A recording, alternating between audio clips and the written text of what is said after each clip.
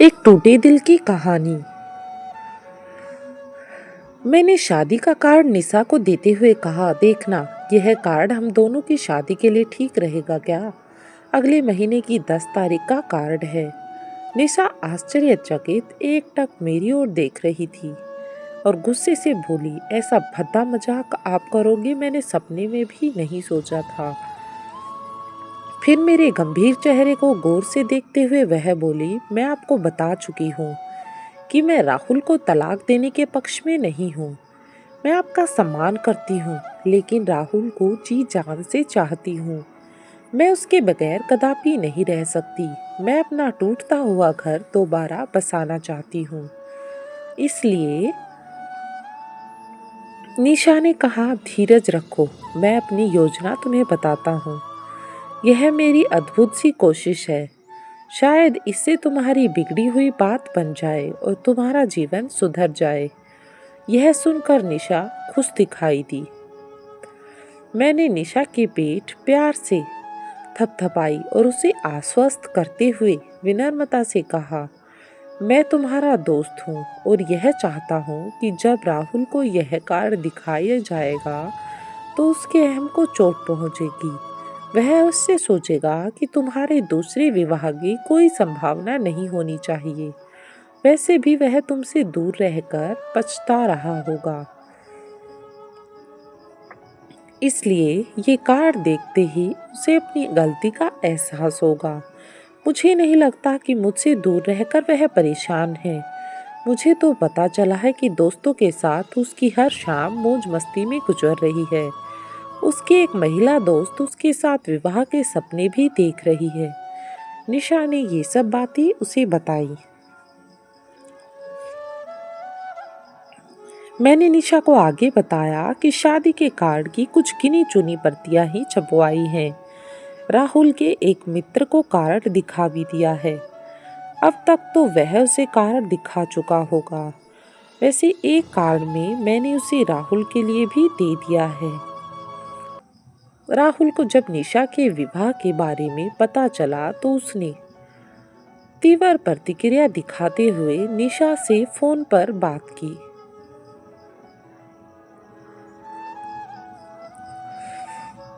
उसने कहा, तुम अगर यह समझती हो कि मैं तुम्हें किसी और से शादी करने दूंगा तो तुम गलत समझती हो। जिस घमंड के साथ तुम मुझे छोड़कर अपने मायके चली गई थी, वह एक दिन टूटेगा और विवश होकर तुम्हें मेरे घर ही आना होगा।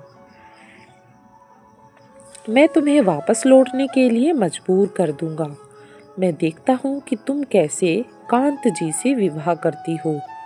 निशा राहुल की प्रतिक्रिया से मन ही मन खुश थी।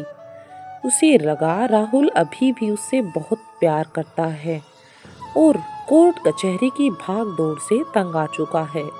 उसने संक्षेप में राहुल से कहा, लगता है जब मैं तुम्हारे साथ मौजूद नहीं हूँ तुम्हें मेरी अहमियत और ज़रूरत महसूस हो रही है। यह बात मेरे लिए अच्छी है। मिथ्या अभिमान त्याग कर खुशी खुशी मुझे और हमारी बेटी रिंकू को यहाँ आकर अपने घर ले जाओ। राहुल ने बगैर कोई उत्तर दिए फोन का रिसीवर रख दिया, जैसे उसे कोई जवाब ही न मिला हो। निशा को अब तक साफ तौर पर यह पता नहीं चल पा रहा था कि आखिर राहुल की माँ उससे क्या चाहती है। वे अपनी बहू में किस प्रकार के गुण ढूंढती हैं, जिस बात के लिए वे अपने बेटी से उसका तलाक चाहती थी।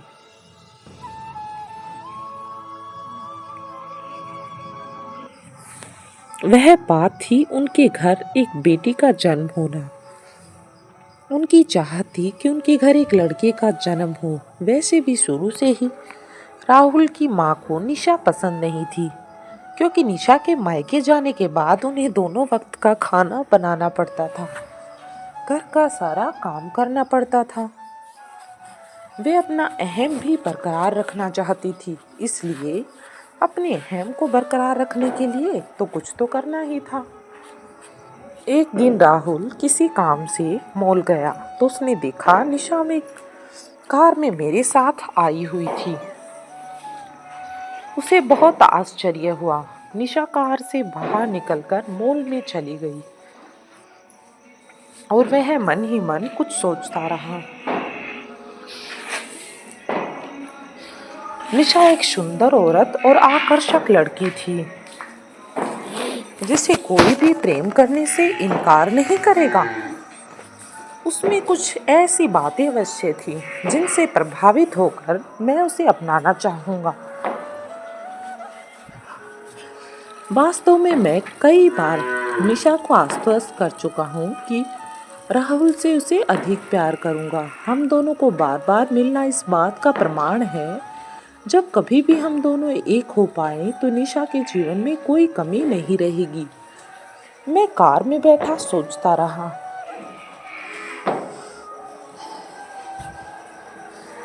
उस निशा ने कहा मैं उसकी बात जरूर मानूंगी अगर तलाक के कारण राहुल ने मुझे छोड़ दिया, और इसके लिए कांता जी आपको इंतजार करना होगा। निशा ने एक दिन मुझसे ये बात कही। निशा जैसे ही मॉल से बाहर गई, मैंने आगे बढ़कर हाथ मिलाने के लिए अपना हाथ बढ़ाया। वह मुस्कुराते हुए मेरी ओर आ रही थी। उसने पूरी उत्साह से मुझसे हाथ मिलाया और उसकी आंखों में चमक थी। वह बहुत खुश दिखाई दे रही थी। ये सब देखकर राहुल तो जैसे जल भुन उठा। मेरी गाड़ी से वह थोड़ी दूर पर खड़ा था। हम दोनों ने उसे जानबूझकर अनदेखा किया। मैंने कार का दरवाजा खोलकर निशा को बैठने का संकेत किया। वह ड्राइविंग सीट के साथ वाली सीट पर बैठ गई और मैंने कार स्टार्ट कर दी।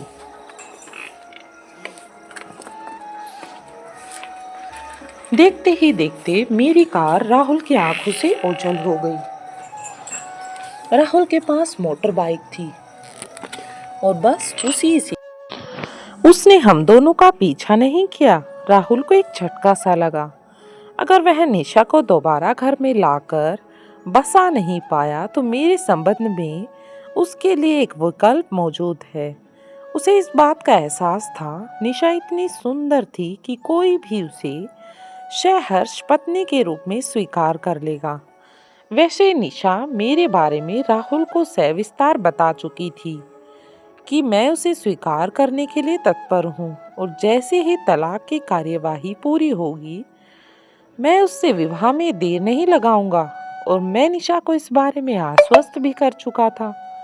एक दिन निशा ऑफिस के बाद सीधे मेरे घर आई। मैं उस समय अकेला ही था। वह बहुत परेशान लग रही थी। कारण पूछने पर बताया कि राहुल ने फोन पर उससे कहा कि अगर तुम सीधी तरह से तलाक के कागज पर स्वीकृति के हस्ताक्षर नहीं करोगी तो मैं तुम पर चरित्रहीनता का आरोप लगा दूंगा। मैंने मोबाइल से तुम्हारी और कांत जी की फोटो लेकर तैयार करवा ली है।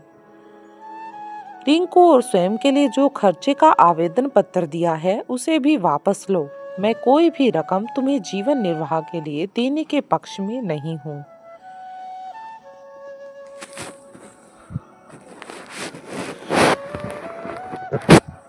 ये सब बताने के बाद निशा मेरे कंधे पर सिर रखकर जोर जोर से रोने लगी।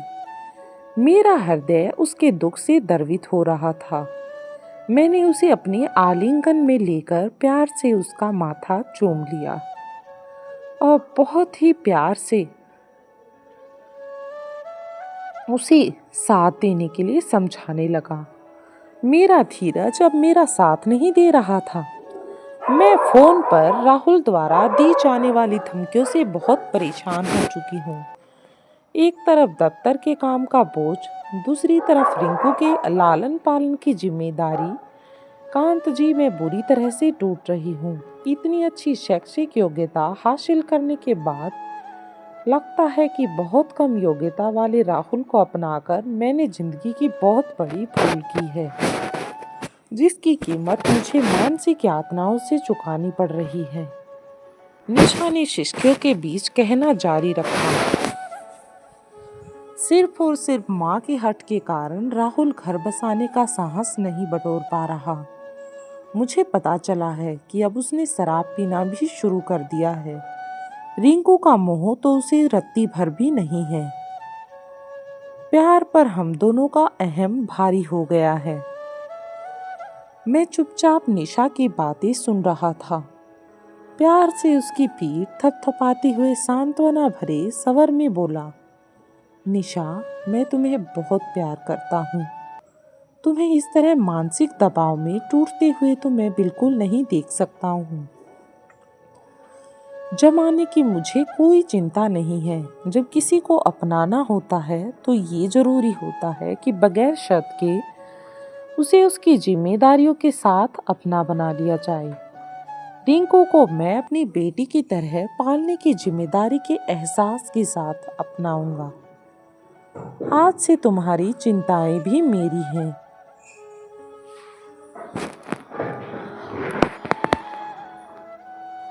सर, मुझे आप पर पूरा यकीन है। निशा ने पहली बार सर के संबोधन से मेरा हाथ अपने हाथ में लेकर कहा, अगर आप मेरे विवाह से पहले मिले होते तो आज बात कुछ और ही होती। बेशक आप अधिक उम्र के हैं, पर एक सुलझे हुए व्यक्तित्व वाले पुरुष हैं। मैं अपने तलाक के कागज हस्ताक्षर करके आपके द्वारा ही अपने वकील को भिजवा दूंगी। भावुकतावश निशा की आंखें भर आई थी। अपने आप को संभाल पाना उसे मुश्किल लग रहा था। मैंने निशा को समझाने का प्रयत्न करते हुए कहा, तुम अभी धैर्य का साथ मत छोड़ो। तुम अपनी समस्या का समाधान तलाश रही हो। तुम्हें अपने हित को ताक पर रखकर किसी भी हाल में समझौता नहीं करना चाहिए। रिंकू का भविष्य सर्वोपरि है।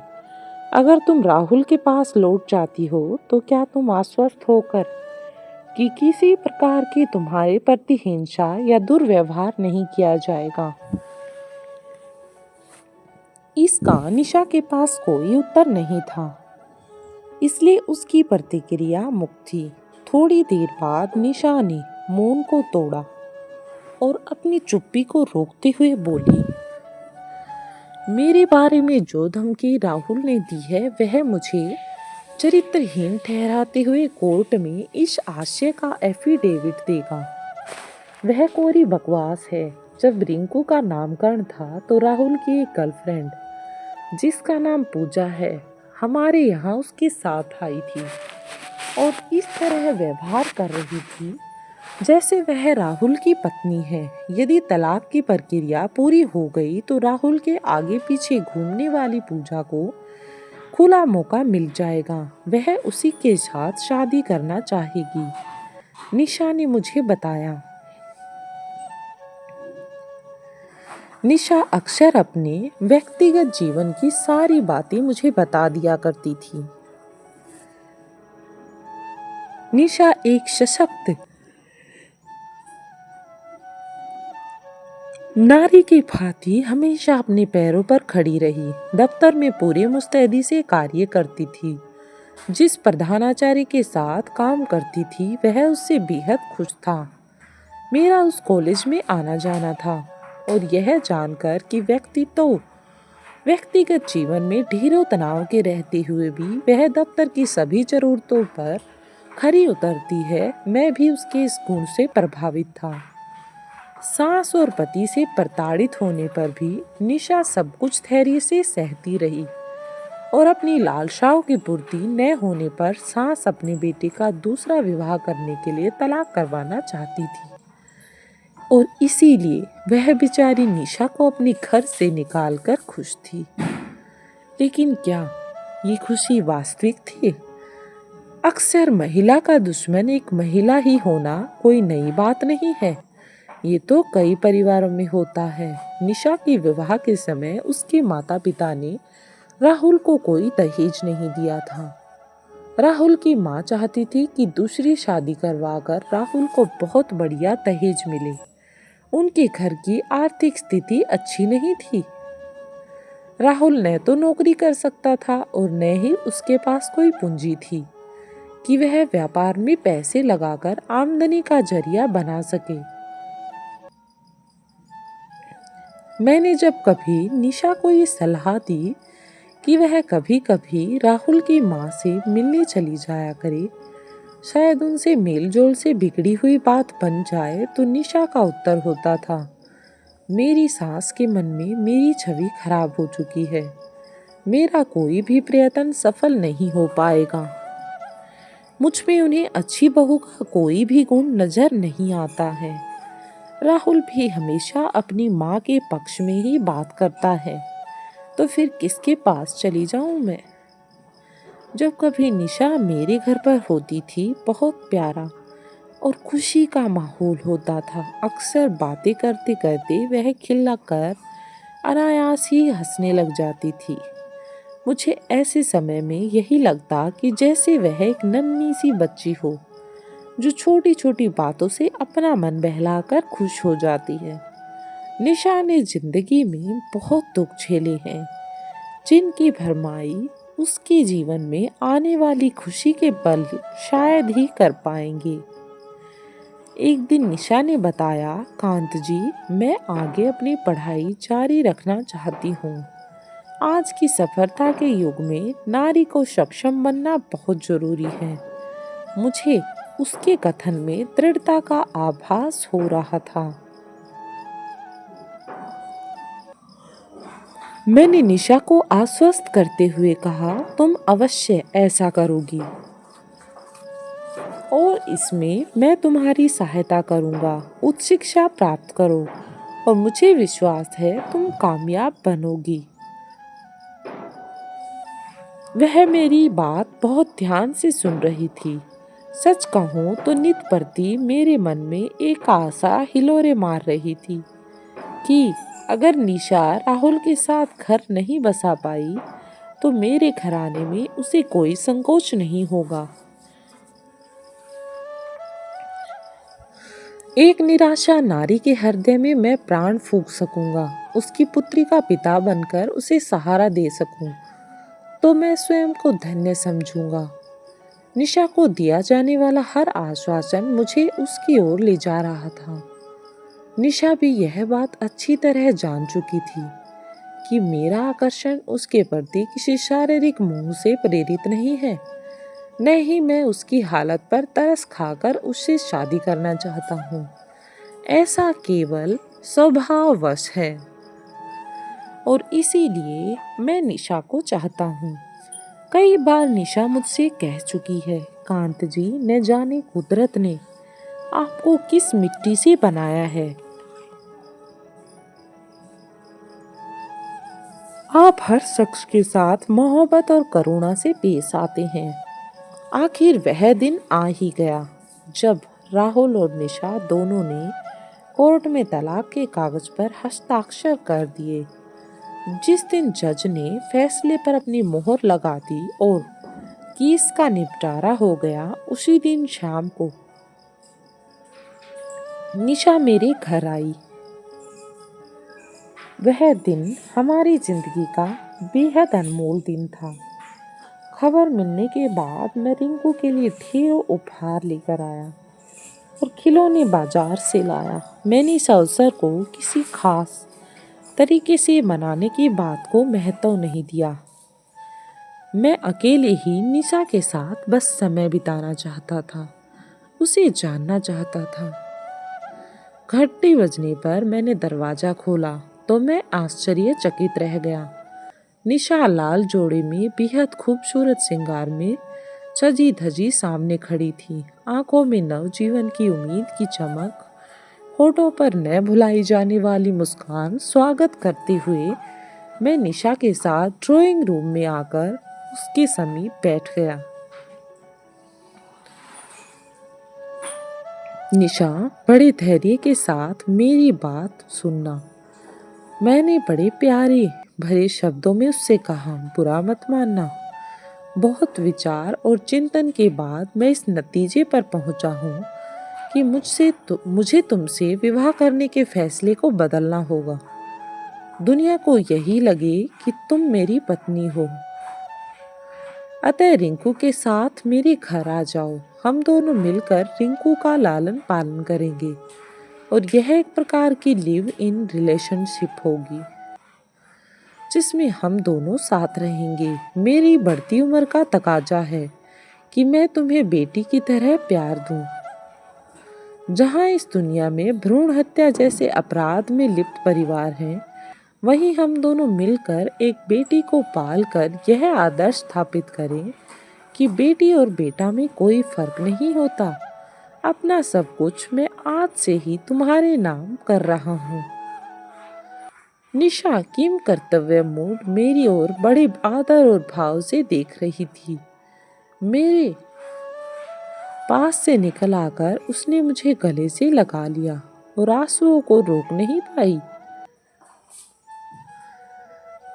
उसका मेरे निकट आना, मुझे गले लगाना कुछ ऐसा लगा जैसे किसी शिकारी ने एक चिड़िया को अपने तीर का निशाना बना दिया हो और वह घायल चिड़िया मेरी नरम हथेलियों पर सुरक्षा की तलाश में आ गिरी हो।